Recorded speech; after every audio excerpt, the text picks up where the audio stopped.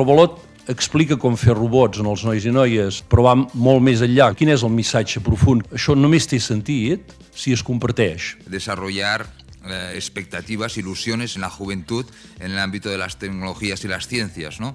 Y la robótica puede ser un mecanismo extraordinario para poder atraer a esa juventud. És un acte en què la recerca hi és present a través de les construccions que es fan amb la robòtica. Estem molt contents del nostre model educatiu, estem molt contents de com funciona l'ensenyament a la nostra ciutat. Cada dia, en un institut, quan s'obren les portes, neix una nova esperança. I avui aquesta nova esperança es diu Olot, es diu Robòtica Educativa i porta el nom de tots els professors que heu fet possible aquesta trobada. She's the only one.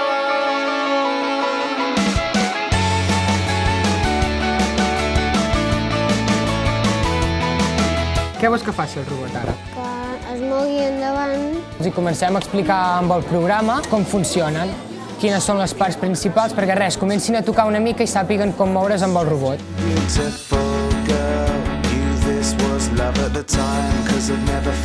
Ara mateix nosaltres estem entrenant els robots per acabar de saber si funcionen o no.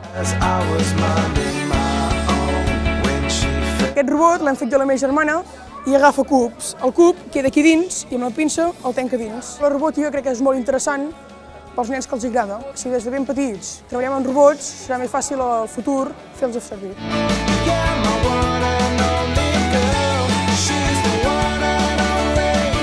És una activitat completa, no? Perquè han de pensar com faran el robot, hauran de pensar quines estratègies han de seguir per programar el seu robot i que faci el que volen ells. És un bon lloc perquè es motivin i en un futur tinguem els tècnics que necessitem.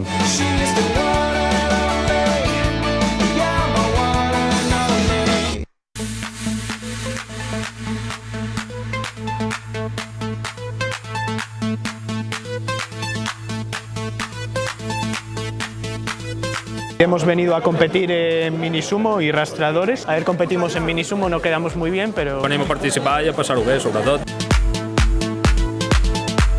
Aquest robot és de l'any passat. Aquest any li vaig fer un repàs petit i després ja anava bé.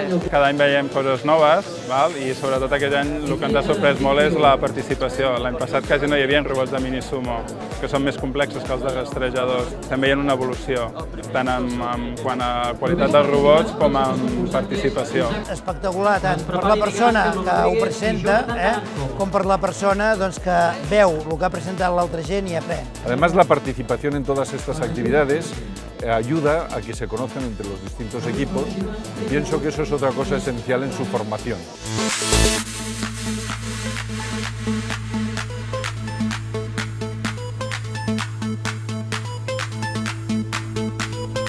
Ja fa anys que es fa robòtica a l'escola i cada dimecres de les 3 fins a 2:45 anem a fer robots de Lego i a programar-los.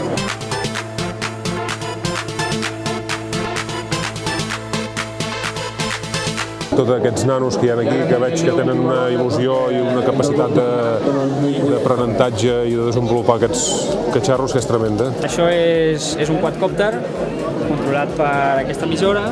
En una situació que corre en risc de vides humanes, doncs envies aquest catxarro amb una càmera i està avançat per interactuar amb l'entorn. Una aranya de 18 articulacions, amb servos, controlat per Bluetooth des del mòbil. La part física vaig tardar 2 tardes i la programació un parell de setmanes. Es un robot, en principio, con un perfil de salvamento. Su principal función es la de acceder a zonas de difícil acceso.